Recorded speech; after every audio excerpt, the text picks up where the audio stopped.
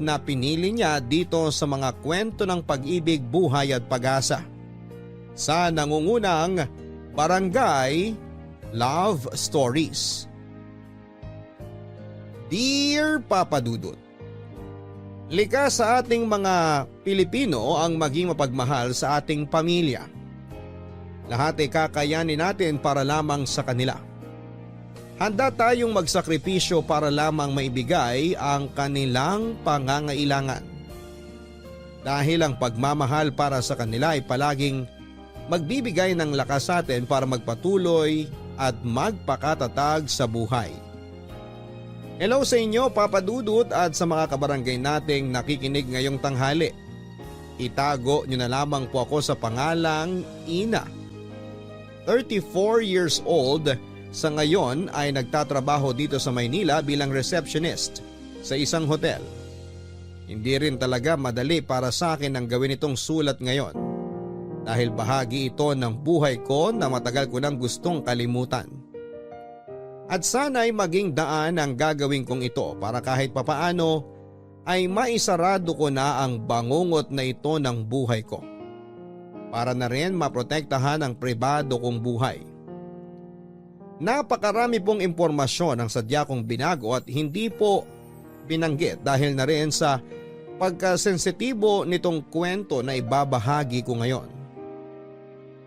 Maaga kaming naulila ng kapatid kong si Ate Camille sa tatay namin Papa Dudut.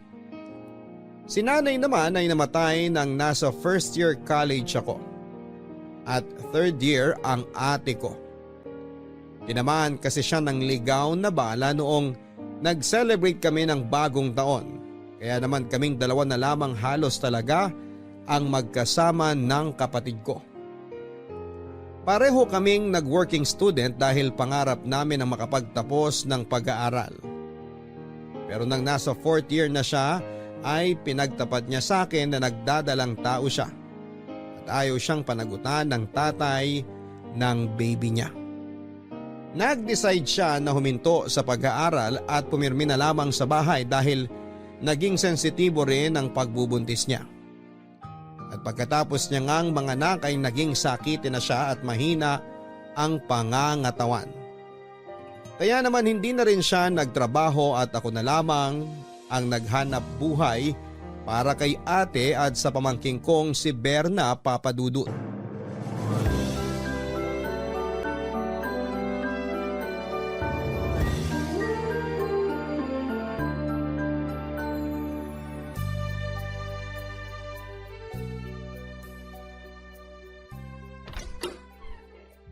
Grabe, ang bigat naman talaga nito mga pinamili ko.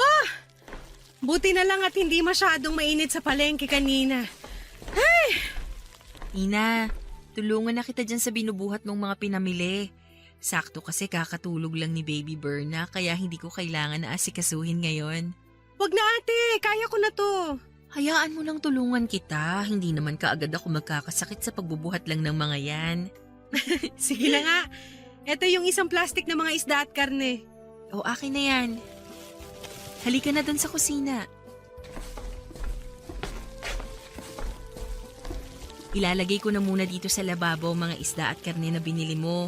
Mamaya ko na lang huhugasan kasi pinapatuyo ko pa yung mga paglalagyan ko nito na niligpit ko kanina.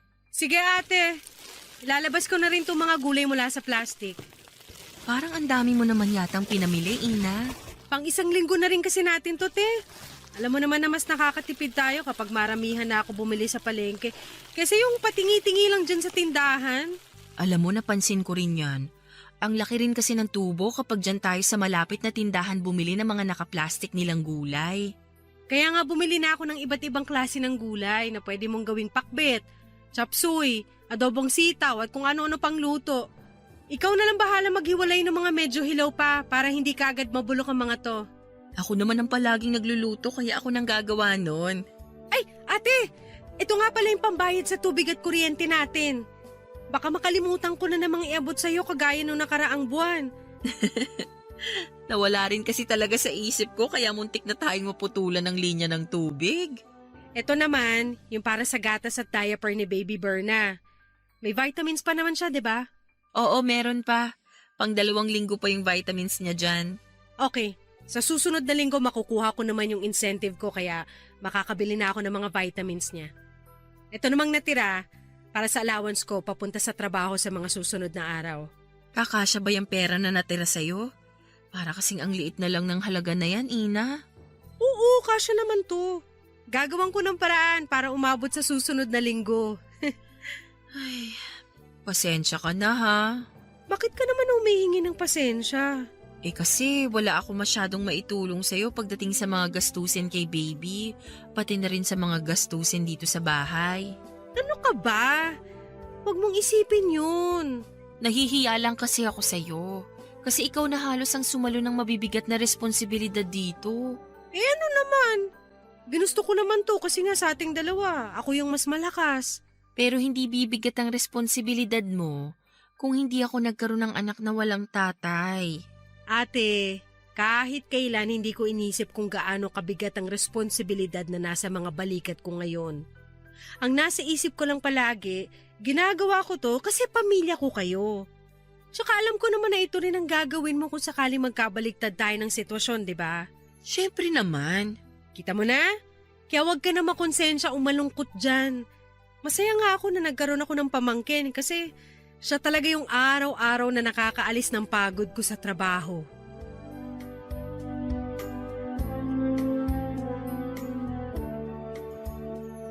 Papadudot nahirapan din talaga ako sa sitwasyon na meron ako noon pero syempre hindi ko yon pinapakita. Kahit 3 lang naman kami sa bahay ay hindi biro ang maging breadwinner.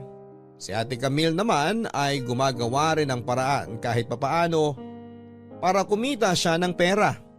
Naglagay siya ng maliit na lamesa sa harap ng bahay namin. Kung saan ay nagtitinda siya ng mga tsinelas, basahan at kung ano-ano pang maliit na gamit. Kaya lang maliit lang din talaga ang kinikita niya, Papa Dudut. Pero ayoko naman siyang sisihin dahil hindi niya kasalanan kung naging mahina ang katawan niya pagkatapos niyang manganak. Wala na rin kaming naging balita pa sa ex-boyfriend niyang nakabuntis sa kanya, Papa Dudut.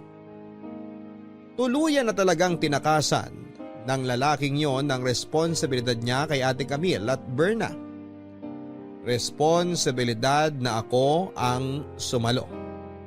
Dahil wala naman akong ibang pagpipilian. Pamilya ko sila at ayokong mapasama sila o maghirap kahit pwede ko naman silang tulungan. Basta gagawin ko ang lahat para manatili kaming magkasama bilang isang pamilya, Papa Dudut.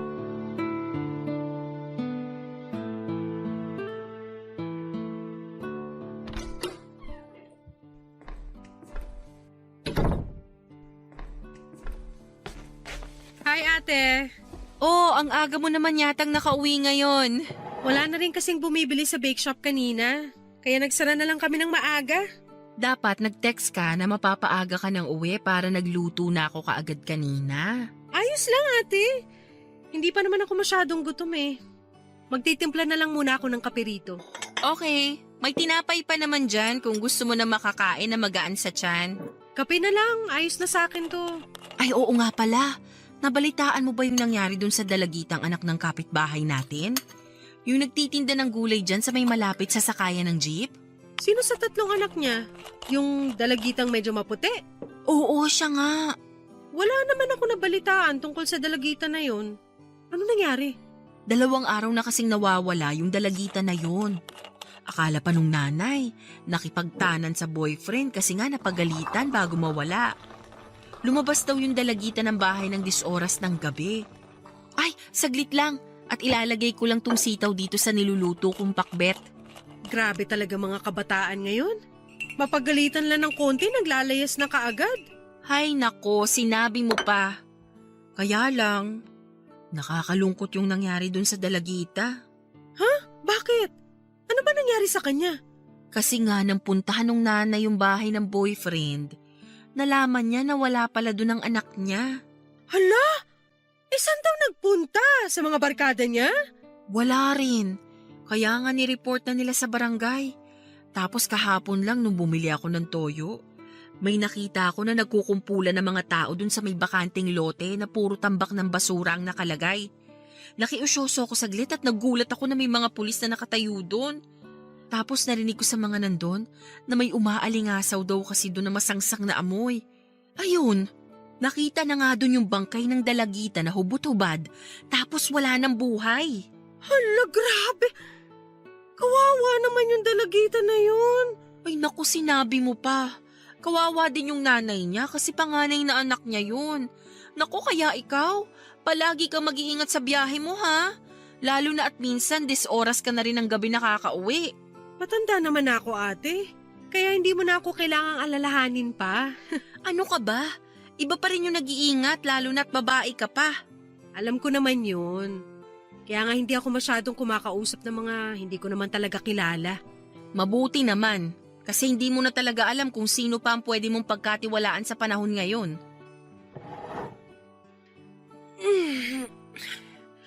Silipin ko lang muna si baby sa kwarto mo nang ma-relax naman ako. Na-stress ako sa kwento mo, ate. O sige, maluluto na rin naman itong pinakbet.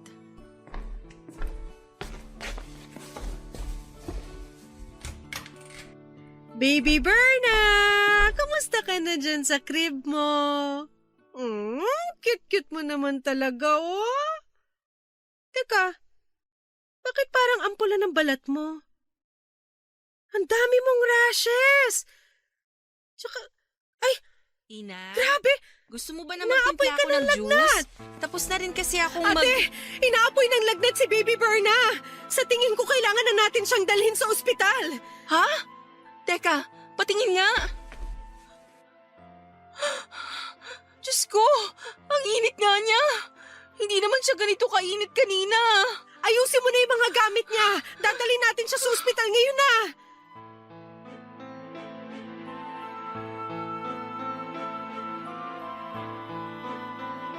Papadudot yon ang unang pagkakataon na nagkasakit ang pamangking kong si Berna. Gusto ko na nga ring maiyak noon dahil sa kaba na nararamdaman ko pero pinigilan ko lamang. Ayoko kasi na pareho kaming mag-iyakan noon ni Ate Camille. Mabilis naman niyang naayos sa mga gamit ni Berna at agad na kaming sumakay ng tricycle. Nang makarating kami ng ospital ay agad namang kaming inasikaso ng doktor. Walang tigil sa pag-iyak si Ate Camille samantalang ako ay sobrang pigil ang mga luha ko. Hanggang sa sinabi ng doktor na may dengue raw ang pamangking ko at kailangan ng ilang araw na gamutan. At dahil kakabayad lang namin ng bills noon ay halos walang natira sa pera namin. Sinabi ko sa doktor na gawin ang lahat ng makakaya nila basta maging maayos lamang ang kalagayan ng pamangking ko. Nagpaalam din ako kay Ate Camille na aalis muna para manghiram ng pera sa mga dati kong kaklase na nakatira lamang sa malapit. At sa awa ng Diyos ay hindi naman ako binigo ng kaibigan ko. Bumalik ako noon sa ospital na may sapat na akong pera para sa gamutan ng mahal kong pamangkin na si Berna Papadudut. Papadudot naging maayos naman ang kalagayan ng pamangking kong si Berna. At pagkalipas lamang ng ilang araw ay nakauwi na rin kami. Labis-labis ang pasasalamat namin sa Diyos. Nang tuluyan na siyang gumaling at ang sabi pa ng doktor ay mahirap daw talaga para sa isang baby na kagaya ni Berna ang dapuan ng dengue. At kadalasan nga ay hindi na nakakaligtas pa. Kaya naman nag-general cleaning talaga kami sa bahay. Tapos ay kinausap din namin ang mga kapitbahay para pakisuyuan na linisin ang kanilang mga bakuran. Maayos naman po ang naging pag-uusap namin lalo na nang malaman nilang nagkaroon nga ng dengue ang pamangking ko.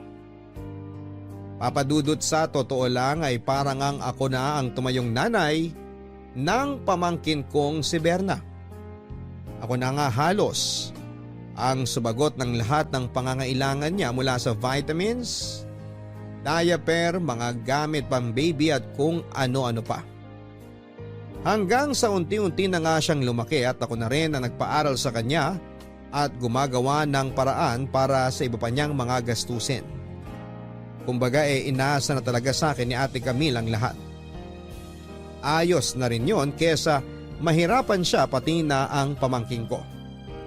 Kahit madalas na nga ako ang nahihirapan sa paghahanap ng trabaho kapag nag-e-end of contract ako sa isang kumpanya. Ginagawa ko pa rin ang lahat para maibigay sa kanila ang mga pangangailangan nila. Ganon ang naging routine ng buhay ko sa loob ng mahigit na 8 taon, Papa Dudut.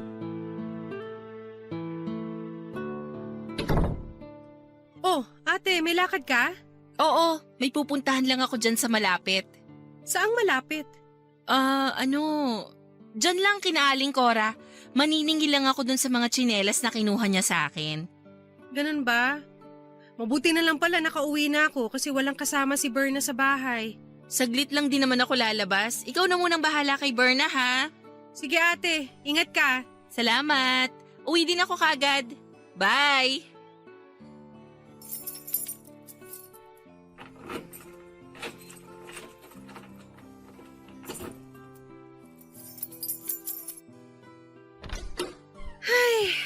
Nakakapagod naman talaga yung biyahe pa uwi. Kahit hindi masyadong traffic ngayon, nakakapagod pa rin. Makaupo nga muna dito sa sofa. Hello po, Tita Ina. Hello din, Berna. Ano yung hawak mo at dahan-dahan ka kung maglakad? Tasa po ng kape para sa inyo. Baka po kasi matapon, kaya maingat po ako sa paglalakad ko. Naku! Akin na nga yan at baka mapasok ka pa.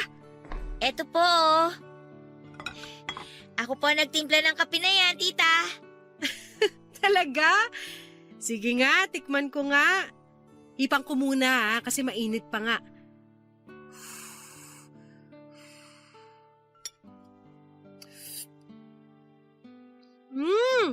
Ang sarap Sakto ang timpla nito para sa mapait na lasa na gusto ko. Yay! Buti po nagustuhan nyo.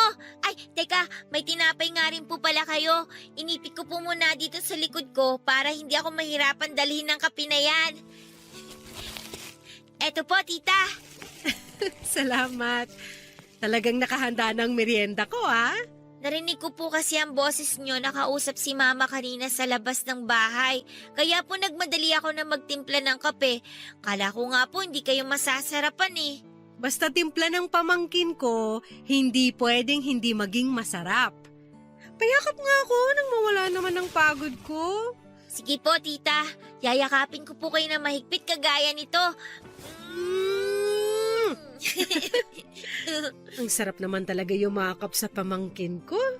Kaya ikaw ang paborito ko sa lahat Si Tita talaga napaka-joker. Ako lang naman po ang pamangkin nyo kaya ako lang talaga magiging paborito nyo.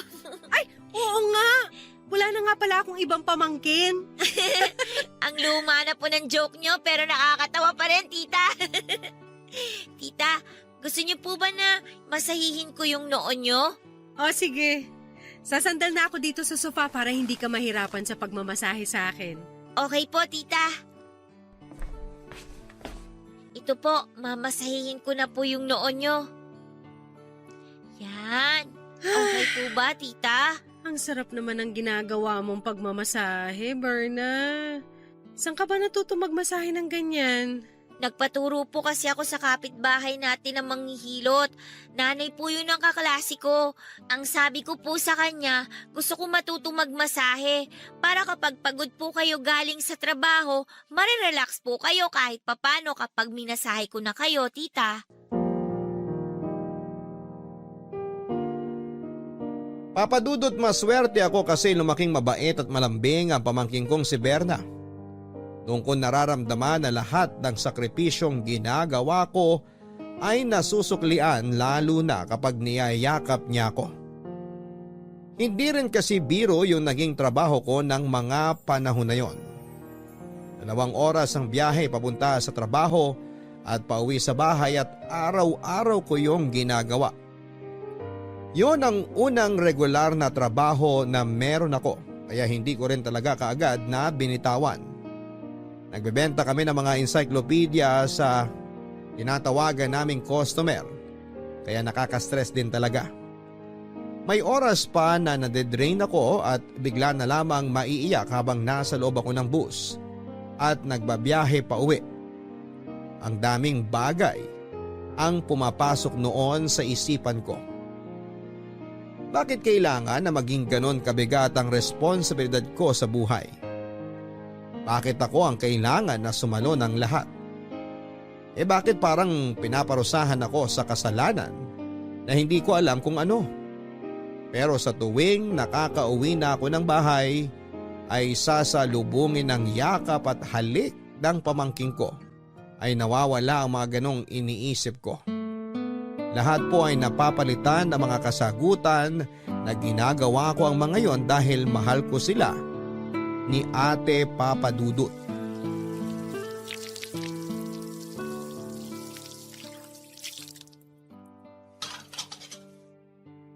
Nasaan na kaya si Ate Camille?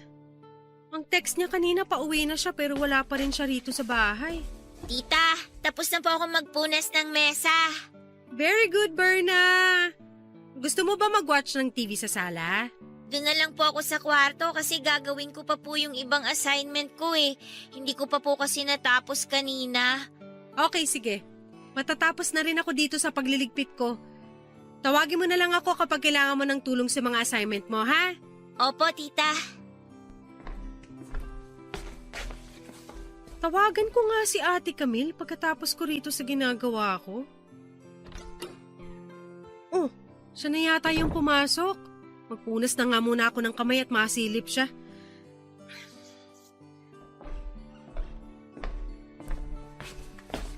Saan ka ba galing, ate? Tapos na kami maghapunan ni Berna tapos ngayon ka lang... Teka, umiiyak ka ba? Hindi. Hindi raw pero namumula na yung ilong mo. Hindi talaga ako umiiyak. Ano ba talagang nangyari? Sabihin mo na sa akin. Wala, ayos lang ako. Ate, alam ko na hindi ka kinaaling Cora ng galing kanina. Saan ka ba talaga nagpunta? Diyan lang sa malapit. Saan nga yung malapit? Sino ba talaga yung pinuntahan mo? Teka, humarap ka nga sa akin. Oh, ano to? Bakit namumula tong kanang pisngi mo? Pasato ah! Wala nga lang yan, Ina. At bakit may pasa ka rin dito sa braso mo? Sabihin mo nga sa akin, sino ba talaga pinuntahan mo kanina? Ina. Ate, please! Huwag ka na magsinungaling. Sabihin mo na sa akin kung ano ang totoo. Sino ba talagang pinuntahan mo? Si Peter. Si Peter? Yung walang hiya mong ex-boyfriend na hindi pinanagutan ng pinagbubuntis mo noon? Oo, siya nga. Nabalitaan ko kasi na umuwi na raw siya sa bahay nila kaya pumunta ako doon. Bakit mo naman ginawa yun? Kasi gusto ko siyang makita. Gusto kong malaman niya na buhay pa rin hanggang ngayon ang anak namin. Pero para saan pa? Iniwan ka na nga niya dati nung nagbubuntis ka, di ba? Oo, pero karapatan pa rin niyang makilala ang anak ko. At karapatan ko rin na makatanggap ng sustento mula sa kanya kahit may iba na siyang pamilya. Sustento ba talaga ang dahilan kung bakit mo siya pinuntahan o siya mismo? Pareho. Kaya lang, may bago na siyang kinakasama at may mga anak na rin sila. Tapos, pilit pa niya akong ipinagtabuyan nang banggitin ko si Berna sa kanya. Kaya may pasa ka dyan sa pisngi at braso mo? Oo. Akala ko kasi matutuwa siya kapag narinig niyang tungkol kay Berna pero hindi pala. Ayaw niya ring magbigay ng sustento kasi hindi naman daw niya anak yung bata. Hanggang sasampalin niya ako at pilit na itulak paalis sa bahay nila. Napakawalang niya talaga ng lalaking yan. Ipapabarangay ko talaga siya, makikita niya. Huwag ka nang umiyak, ate. Huwag ka mag-alala. Hindi ko naman kayo pababayaan kahit ano pa mangyari. Andito lang ako para sa inyo ni Berna.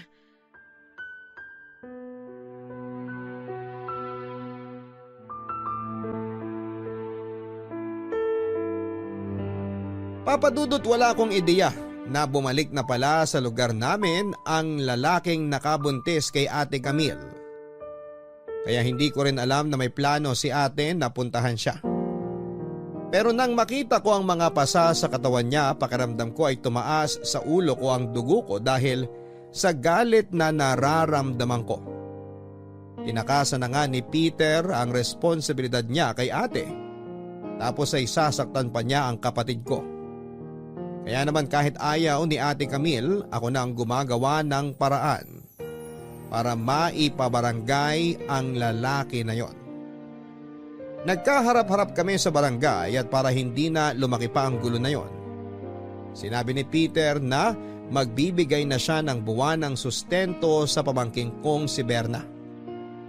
Ayun nga lang ay hindi ganon kalakihan kasi wala naman siyang regular na trabaho. Tapos may 2 na rin siyang anak sa bago niyang kinakasama.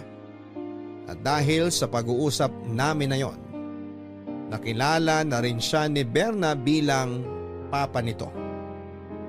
Hindi ko naman siyempre inalis ang karapatan na yon ni Peter dahil alam ko na darating ang araw na magtatanong si Berna tungkol sa kanya. At pagkatapos nga ng kasunduan namin na pagbibigay ng sustento ni Peter ay muling naging tahimik ang buhay namin, Papa Dudut. Papa Dudut, ramdam ko ng panahon na yon na nasasaktan si Ate Camille dahil nga may bago ng pamilya si Peter. Inamin niya sa akin na may bahagi sa kanya ang umaasa pa noon na magkakabalikan silang dalawa. Pero ako na ang nagsabi na hindi niya kailangan ng isang irresponsableng lalaki sa buhay niya. Kalimutan na niya ang anumang nararamdaman niya para kay Peter at mag-focus na lamang sa anak niyang si Berna. Papadudod sa paglipas ng mga araw kahit papaano ay bumalik na rin ang sigla ni Ate Camille. Sineryoso niya ang naging payo ko sa kanya na gawing sentro ng buhay namin si Berna. Maswerte kami kasi nga ay may isang masayahin at malambing na Berna kaming kasama. Siya rin kasi talaga ang araw-araw na nagpapagaan ng loob ko. Kaya rin hindi ko na nagawa pang mag-entertain ng manliligaw dahil lang nasa isip ko noon.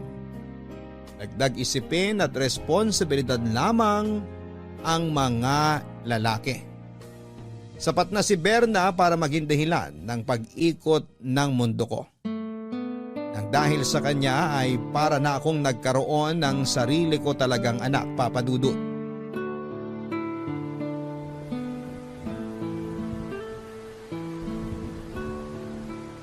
Buisit naman na bus yun. Nagkat pa ng biyahe. Kung kailan naman malapit na ako sa San Antonio, tsaka pa nagdesisyon na hanggang dito na lang sila. Hey! Anong oras na ba? Alauna na pala ng madaling araw.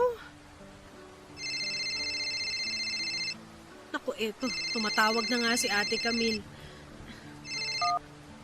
Hello, ate. Hello, Ina. Nasaan ka na? Nandito pa ako sa isang barangay bago yung San Antonio, ate. Nakasilong ako dito sa may waiting shed na nasa labas ng isang convenience store. Bakit nandyan ka pa? Akala ko ba didiretso ng San Antonio yung bus na sinakyan mo kanina? Yun nga rin ang akala ko, kaya nakipagsiksikan na ako kanina. Makasakay lang sa buwisit na bus na yun. Ano bang nangyari? Ba't bumaba ka dyan? Hindi ako bumaba. Pinababa ako ng konduktor kanina. 3 na lang kasi kaming pasahero, tinamad na yatang dumiretso ng San Antonio yung driver, kaya ang sabi, hanggang dito na lang ang biyahe nila. Nakakainis naman yung bus na yan, ha? Sobra! Alam mo yung 3 oras na nga kaming stuck sa traffic kanina dahil dito sa malakas na ulan, tapos hindi pa dumiretso sa San Antonio yung bus. Pagod na nga ako sa ilang oras na pagtayo ko kanina bago maubos ang mga pasahero, tapos pahihirapan pa ako pa uwi. Eh paano ka dyan babiyahe pa uwi dito sa atin? Madaling araw na. May masasakyan ka pa bang jeep o bus dyan? Wala nga ako makita na kahit isang jeep dito, ate. May bagyo kasi kaya mag-uuwian talaga ng maaga ang mga driver ngayon. Ang mabuti pa, magpalipas ka muna ng oras dyan sa convenience store. Bukas naman yan, di ba? Oo, bukas. Pero dito na nga ako nakatambay ngayon sa may waiting shed sa labas. Sigurado kasi na malamig sa loob ng store dahil sa aircon nila. Tsaka gusto ko na rin talagang makauwi. Magpalipas ka na lang muna ng oras dyan sa loob ng convenience store. Baka may mangyari pa sa yung masama dyan sa labas. Hintayin ka na bumiyahe pa uwi kapag may nakita kang jeep. Bahala na ate. Gusto ko na kasi talaga makauwi para makatulog na ako. Buti na lang at wala akong pasok bukas sa trabaho. Kaya nga huwag mong madaliin ang pangbiyahe mo, baka mapasama ka pa. Makakapagpahinga ka rin naman ng mahaba-haba kapag nakauwi ka na dito mamaya sa bahay. Sige ate, tawagan na lang kita mamaya kapag may nakita na akong jeep na babiyahe. Okay, mag-iingat ka ha. Bye!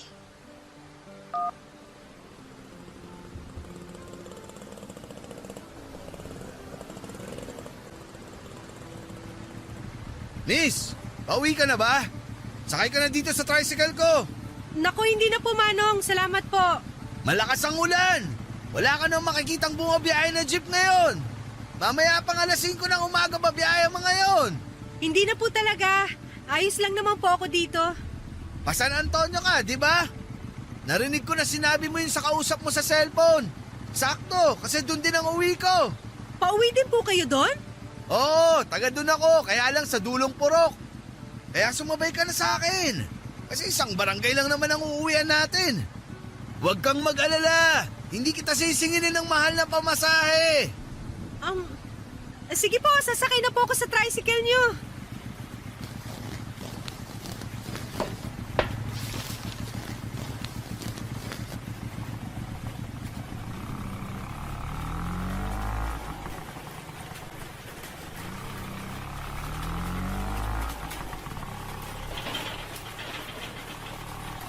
Manong! Bakit parang madilim na po itong dinadaanan ng tricycle? Manong, nasa na po ba tayo? Bakit hindi po kayo nagsasalita? Teka! Bakit po tayo pumapasok sa sementeryo? Manong, ihinto nyo na po itong tricycle!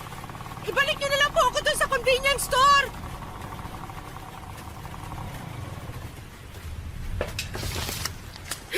Tatakbo ako papunta ron.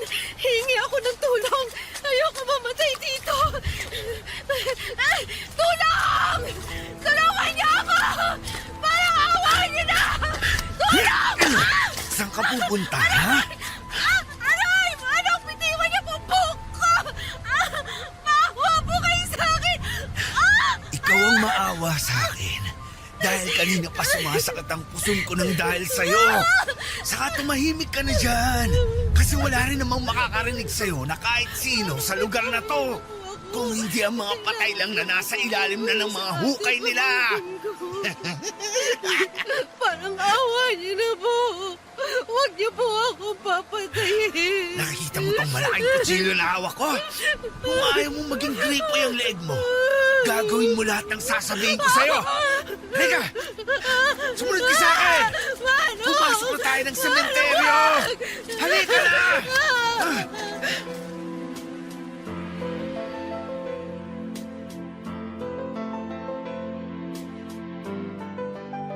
Papadudot, napakadilim talaga sa lugar na dinadaanan ng tricycle kaya hindi ko kaagad na aninag. Na maling kalsada na pala ang kinakaroonan ko. Kung hindi pa dahil sa ilaw ng poste na nasa may gate ng sementeryo, ay hindi ko maaaninag na sementeryo na yon. Kaya naman nakaramdam na talaga ako ng matinding takot at kaba. At nang huminto nga ang tricycle na yon ay kaagad akong nagsusumigaw para humingi ng tulong. Pero nang makita ko ang malaking kutsilyo na hawak ni Manong ay kaagad akong napatahimik. Tama naman kasi ang sinasabi niya na walang malapit na kabahayan sa sementeryong yon. Kaya kahit na anong sigaw ko ay walang sino man ang makakarinig sa akin at walang sino man ang pwedeng tumulong sa akin. Papadudot ng mga oras na yon ay bigla na lamang pumasok sa isipan ko ang itsura ko na nasa pinakasulok ng sementeryo. Nakatali ang mga kamay, duguan at wala ng buhay. Nakita ko rin noon sa isipan ko ang kapatid at pamangkin ko na umiiyak habang nakatingin sa duguan kong katawan. At yon ang ayokong mangyari. Ayoko pang mamatay at ayoko silang maiwan na nahihirapan. Kaya naman sinunod ko lahat ng sinabi ng lalaki. pumasok kami sa isang bukas na musileo na nasa loob ng sementeryo. At doon ay pinagsamantalahan niya ako ng ilang oras. Pagkatapos niyang gawin sa akin ang kahayupan na yon ay kinuha niya ang wallet ko at iniwanan ako sa sementeryo. Mabuti na lamang at may natira pang barya sa bulsa ng bag ko, kaya nagawa ko pang makauwi ng bahay namin. Gulat na gulat si Ate Camille nang mapagbuksan niya ako ng pinto ng bahay Papa Dudut. Sinabi ko sa kanya ang lahat ng nangyari at gusto niya na dumiretso na kami sa presinto, pero sinabi ko na ayoko. Pinagbantaan kasi ako ng tricycle driver na papatayin niya ako kapag nagsumbong ako sa mga pulis. Hindi raw siya titigil na hanapin ako hanggang sa magawan niya ako ng masama. Kaya dahil sa takot na nararamdaman ko, ilang araw din akong hindi nakapasok sa trabaho, Papa Dudut.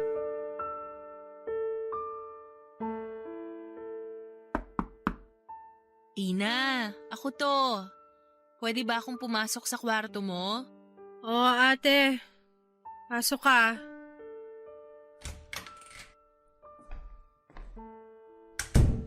May dala akong sopas at monay dito. O ilalapag ko na dito sa mesa ha. Wala akong ganang kumain. Ina, kailangan mo namang galawin to kasi ilang araw ka nang walang masyadong kinakain. Wala nga akong ganang kumain, anong magagawa ko? Pero hindi mo pwedeng pabayaan na manghina yung katawan mo. O tumawag nga pala yung isang katrabaho mo sa akin. Anong sabi niya? Kinukumusta ka niya, ang sabi ko. Masama pa rin ang pakiramdam mo dahil sa trangkaso. Tinatanong na raw kasi ng supervisor nyo kung kailan ka makakabalik sa trabaho. Hindi mo rin daw kasi sinasagot ang mga tawag nila. Tatawagan ko na lang sila mamaya. Ako nang bahalang magpaliwanag sa kanila. Teka, may inuwi nga palang bibingka si Berna para sa'yo. Nakalimutan kong isama dito sa tray mo ng pagkain. Sandali, kukunin ko lang ha. Wag na. Hindi ko rin naman kasi kakainin yun. Ina, kahit yung bibingka na lang na galing kay Berna ang kainin mo. Ayoko nga. Bakit ba ang kulit mo? Sige, pasensya na. Ina, naisip ko lang na ilang araw na rin ang nakalipas mula nang may masamang mangyari sa'yo. Dapat siguro, pumunta na tayo sa pulis para magsampa ng kaso o report laban sa taong nagsamantala sa'yo. Ate, napag-usapan na natin to, di ba? At ang sabi ko sa'yo, hindi ko gagawin yan. Pero alam mo na yun ang kailangan mong gawin. Hindi mo pwedeng basta nalang hayaan na makalaya ang walang hiyang lalaki na yun. Talaga ba, ate? Pag-uusapan na naman natin to. Kung natatakot ka sa lalaki na yon, labanan mong takot na yan. Ang sabi mo nga, di ba? Hindi mo kami pababayaan ni Berna. Ganon din kami sa'yo. Hindi ka namin pababayaan. Kaya huwag kang matakot na ipakulong yung tricycle driver na yon. Hindi naman kasi yun ang dahilan kung bakit ayoko magsumbong sa mga pulis. Hindi talaga ako natatakot sa walang niyang yon. Kung ganon, bakit ayaw mo pang magsumbong sa mga pulis? Dahil nahihiya ako. Anong ibig mong sabihin? Nahihiya ako na malaman ng ibang tao na napagsamantalahan ako. Nahihiya ako sa kung anong pwede nilang sabihin at isipin tungkol sa akin. Ina, hindi ikaw ang dapat na mahiya. Biktima ka dito. Kaya dapat na ipaglaban mo ang katarungan na para sa sarili mo. Pero ayoko ang gumawa ng kahit na anong hakbang para sa buwisit na katarungan na yan. Ayoko malaman ng ibang tao nangyari sa akin. Ayoko pag-usapan nila ako. Pero Ina… Tama na, ate! Buo na talaga ang desisyon ko. At wala na makakapagbabago nun. Gusto ko na rin magpahinga kaya please, lumabas ka na!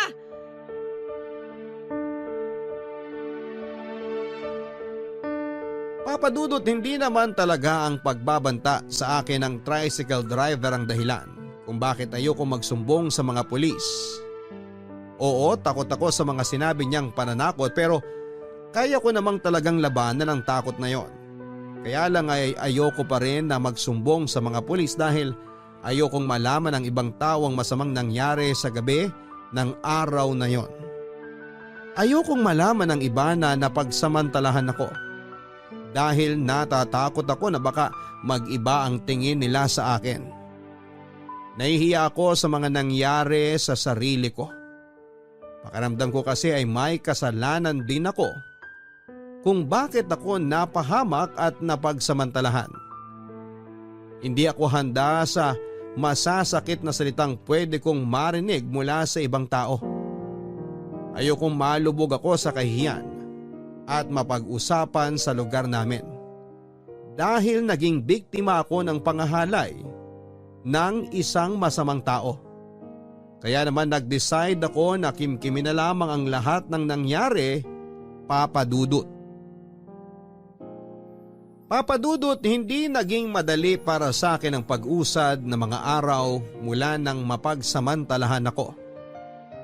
Gabi-gabi akong binabangungot at para bang bumabalik ako sa oras na sumakay ng tricycle na yon at dinala sa sementeryo. Magigising na lamang ako nang umiiyak kung minsan pa ay sumisigaw. Pati tuloy sina Ate Camille na nasa kabilang kwarto ay nagugulat dahil sa pagsigaw ko sa madaling araw.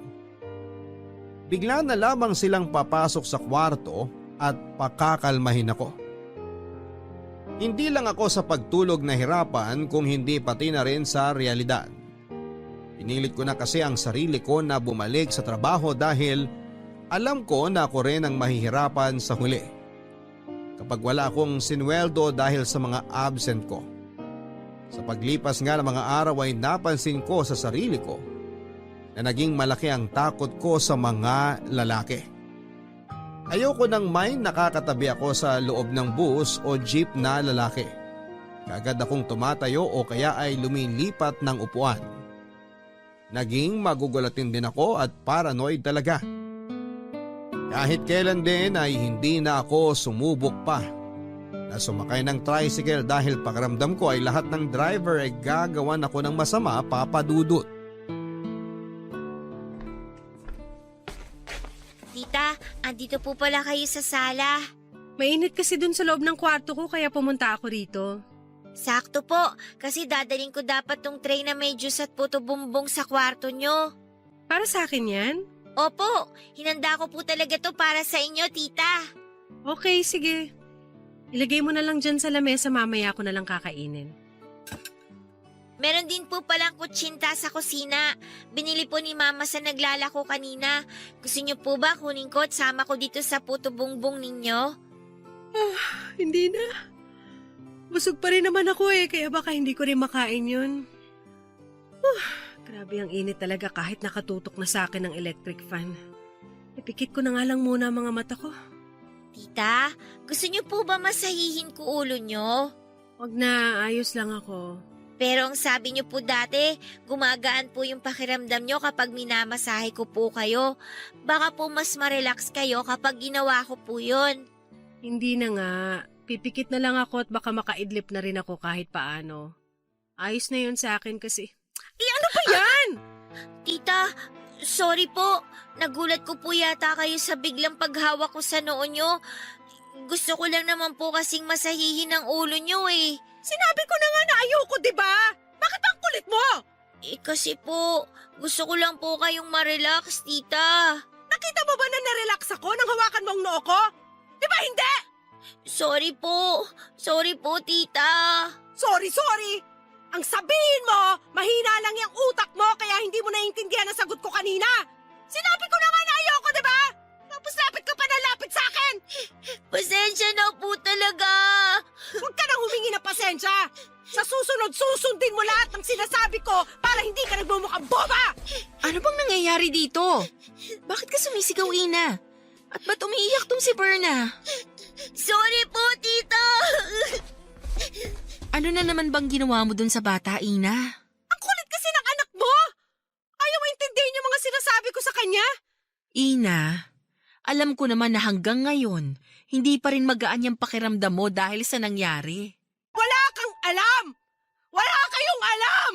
Hindi nyo alam ang pakiramdam na wala naman akong kasalanan pero parang pinaparusahan ako ng Diyos. Ginawa ko naman lahat para maging mabuting tao ako. Ginawa ko lahat maging mabuting kapatid at tita ako.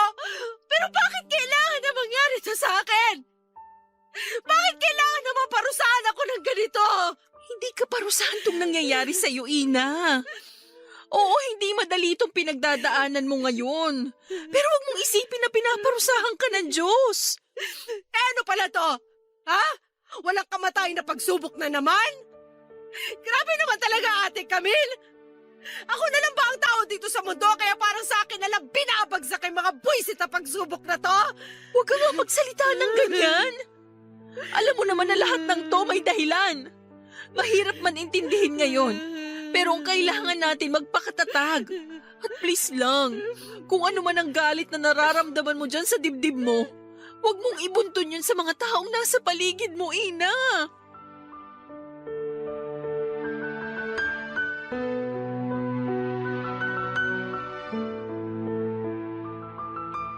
Papadudot, ramdam ko na malaki ang nagbago sa sarili ko mula nang maranasan ko ang masamang pangyayaring yon sa buhay ko.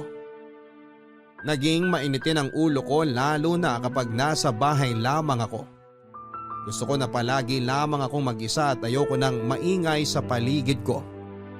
Ni ayokong makita ang pamangking kong si Berna. Sinabi sa akin ni Ate Camille na dapat ay iniiwasan ko ang sigawan ng bata pero hindi ko mapigilan. Bigla na lamang kasi akong naiirita sa kanya lalo na kapag naglalambing siya sa akin. Alam ko naman na walang kasalanan ng mga taong nakapaligid sa akin pero hindi ko mapigilan ang sarili ko na magalit. Uminit ang ulo at sumigaw. Pero hindi nagtagal ay unti-unting nabawasan ang bigat na nararamdaman ko kahit papaano. Nagpasalamat din ako dahil hindi nagbunga ang ginawang pagsasamantala sa akin ng tricycle driver. Sinunod ko ang payo ni Ate Camille na huwag kong masyadong isipin ang mga nangyari kahit mahirap. Iwasan ko ang mga bagay na nagpapainit ng ulo ko at isipin ko ang pwedeng magpagaan ng loob ko. Walang iba kung hindi ang pamangking kong si Berna. Sa kabila ng mga pagsusungit ko sa kanya ay hindi nagdamdam sa akin ang bata. Naging malambing pa rin siya at isa sa malaking dahilan kung bakit kahit papaano ay bumalik na ako sa dating ako, Papa Dudut. Hello, Ina? Nasaan ka? Naglalakad na pa uwi. Malapit ka na ba dito sa bahay? Oo, bakit mo natanong? Kasama mo ba si Berna? Hindi. Paano naman mangyayari yan na kasama ko siya ngayon eh galing ako sa trabaho? Naisip ko lang kasi baka pinuntahan mo siya sa school niya. Kagaya ng ginawa mo dati. Hindi pa rin kasi siya nakakauwi hanggang ngayon eh. Hala, anong oras na wala pa rin siya dyan sa bahay? Pero hindi ko talaga siya pinuntahan sa school kasi may overtime din kami sa trabaho. Ah, ganun ba? Okay. Hihintayin ko na lang siyang makauwi dito. Sige, malapit na rin ako. Tanaw ko na yung bahay natin. Baba ko na tong tawag, ha? Bye.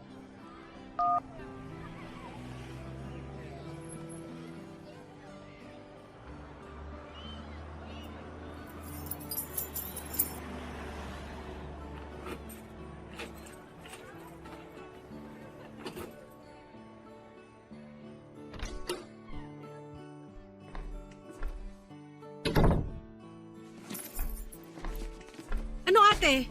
May balita ka na kung nasan si Berna? Wala pa eh. Nag-aalala na nga ako. Teka lang, kausapin ko lang tong tinatawagan ko. Hello, Mare. Nandyan ba sa inyo ang anak ko? Si Berna? Oo, wala pa kasi siya dito sa bahay namin. Ah, wala siya dyan. Nagbabaka sakali lang ako kasi magkaklase sila ng panganay mo. O siya, sige, salamat. Bye.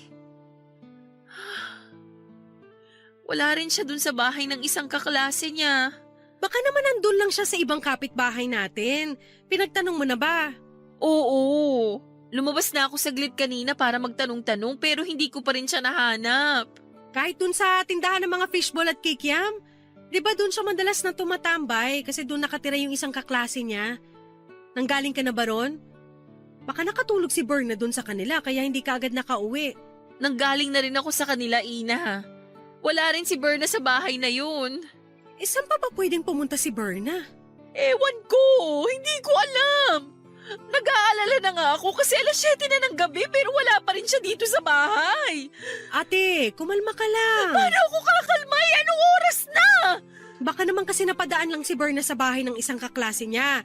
Tapos nakatulog na nga siya doon. Ina, alam mo naman na hindi gala ang batang yon. Mas lalong hindi niya ugaling pumunta sa ibang bahay nang hindi nagpapaalam kanino man sa ating dalawa. Oo, alam ko naman yun. Sinusubukan lang naman kitang pakalmahin. Tao po! May Ina! kumakatok. Camille! Parang Nandyan boses ba ni kayo? Kapitan yun ah. Tao Baka po! kasama na niya si Berna. Halika na, Ina.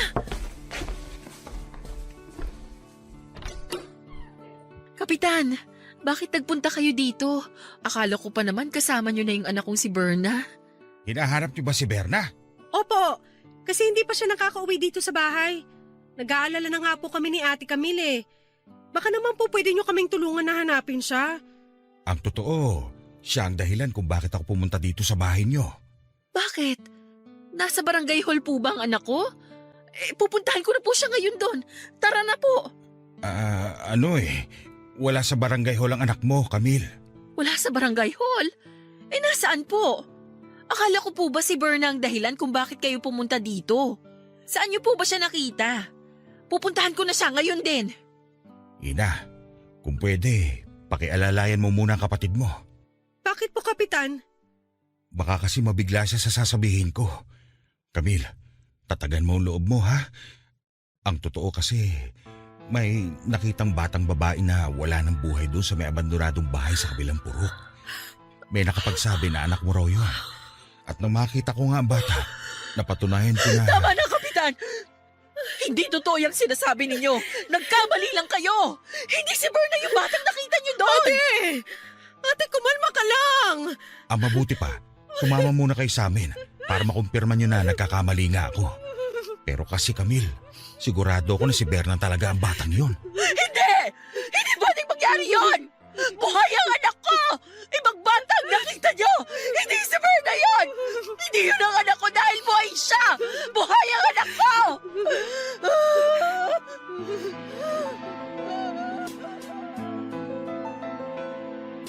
Papadudot halos panawa ng ulirat si Ate Camille dahil sa sinabi ni Kapitan. Mabuti na lang at nagising din siya kaagad kaya naman sabay na kaming umalis ng bahay. May dumating ding ibang kapitbahay namin noon at tinulungan niya akong alalayan si Ate Camille sa paglalakad hanggang sa makarating kami sa sinasabing lugar ni Kapitan.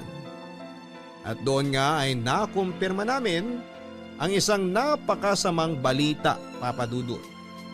Ang batang tinutukoy ni Kapitan na nakita sa mga abandonadong bahay ay walang iba kung hindi ang pinakamamahal kong pamangkin na si Berna. Doon na tuluyang nawala ng malay ang kapatid kong si Ate Berna at halos pati ako ay muntik na ring mahimatay dahil sa mga nakita ko, Papa Dudut. Kalunos-lunos ang itsura ng 9 na taong gulang kong pamangkin. Duguan ang kanyang mukha, may butas sa kanyang ulo na tila pinukpok ng matigas na bagay. Suot niya pa ang blusa niya pero wala na siyang pang-ibaba.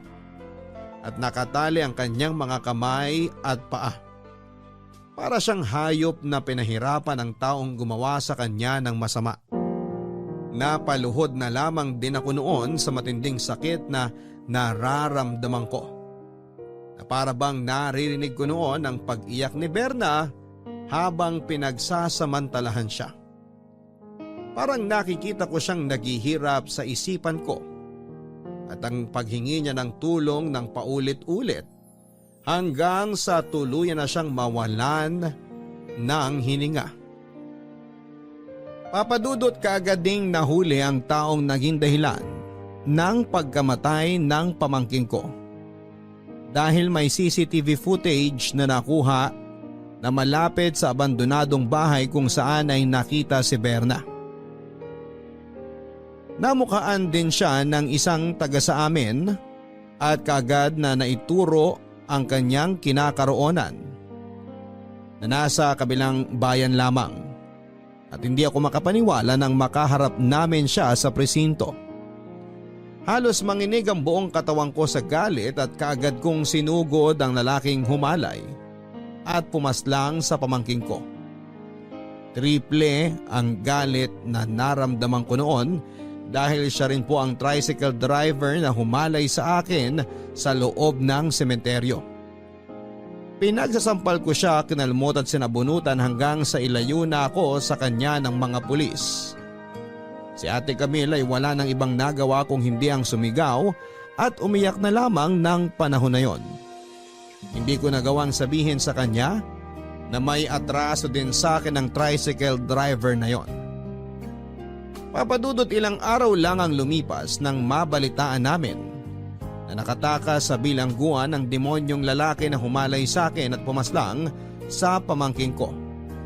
Pero kinabukasan din ay nakita na lamang siyang patay kasama ang isang lalaki na tumakas din sa bilangguan. Para sa akin ay sobrang babaw ng kamatayan na nangyari sa kanya. Hindi yon sapat para sa naging kasalanan niya sa amin ng pamilya ko. At sa kabila ng mga pangyayaring yon ay pinigilan ko pa rin ang sarili ko na ipagsigawan na siya rin ang lalaki nagsamantala sa akin. At hindi ko pa rin yon sinabi kay Ate Camille. Ako lang ang nakakaalam na ang lalaking pumaslang sa pinakamamahal kong pamangkin ay ang siya ring humalay sa akin. Pero grabe ang pag-iyak ko ng panahon na yon, Papa Dudut. Grabe rin ang pagsisisi ko dahil sa nangyari. Palagi kong naiisip na paano kung sinunod ko ang sinabi ni Ate Camille. Paano kung nagsumbong ako sa mga pulis? Paano kung hindi ako natakot? Paano kung hindi ko inisip ang sasabihin ng ibang tao? Mangyayari kaya ang kapahamakan na yon kay Berna? Makakasama pa rin kaya namin siya ngayon? Halos 8 taon na rin ang nakakalipas mula nang mangyari ang lahat ng ito sa buhay ko, Papa Dudut. Nag-decide akong umalis sa lugar namin, parte na rin ang proseso ng pag-usad ko sa masalimuot na pangyayaring yon sa buhay ko. Nagpapadala na lamang ako ng pera sa probinsya para kay Ate Camille, pero wala pa rin akong lakas ng loob para sabihin sa kanya ang katotohanan. Natatakot ako na tuluyan niya akong kamuhian dahil tinago ko yon at pwedeng sisihin niya rin ako dahil sa nangyari kay Berna. Kaya naman hanggang ngayon ay sinusundan pa rin ako ng bangungot ng nakaraan. Nagigising ako sa madaling araw na basa ng luha ang magkabila kong pisngi. Kasunod ang paghagulhol ko. Dala ko pa rin ang pagsisisi dahil sa mga nangyari at sana ay dumating ang araw na unti-unti nang mapatawad ang sarili ko. Salamat po, Papa Dudut, sa pagbabasa ng sulat ko na dito ko na rin po tinatapos. Ang inyong forever kapuso at kabarangay, Ina. Maraming salamat, Ina, sa pagbigay ng oras na maibahagi itong kwento mo dito sa aming programa na Barangay Love Stories. Salamat sa binigay mong tiwala dahil hindi biro ang mga pinagdaanan mo sa parteng ito ng buhay mo. At sigurado ako na hindi rin naging madali para sa iyo. Nabalikan ang parteng ito ng buhay mo pero nagawa mo para makapagbahagi ng kwento at aral sa ating mga kabarangay. Aral na sana ay matuto tayong labanan ng takot at hanapin ang katarungan na para sa ating sarili. Hindi tayo dapat na nagpapadala sa sinasabi o pwedeng sabihin ng ibang tao dahil walang ibang mas mahalaga kung hindi ang katarungan na makukuha natin dahil sa masamang pangyayari na naganap sa buhay natin. Alam ko na hanggang sa mga oras na ito ay napakabigat pa rin ng nararamdaman mo at patuloy mong sinisisi ang sarili mo dahil sa pagkawala ng pamangkin mong si Berna. Lalo na at hindi alam ng kapatid mong si Camille Naiisa lang ang lalaking nagsamantala sa iyo at ang lalaking gumawa ng masama sa pamangkin mo. Siguro'y makakatulong ng tuluyan sa pag-usad mo kung magagawa mong sabihin ang totoo sa kapatid mo. Pero ihanda mo rin ang sarili mo sa kung ano ang pwede mong marinig mula sa kanya. Dalangin ko rin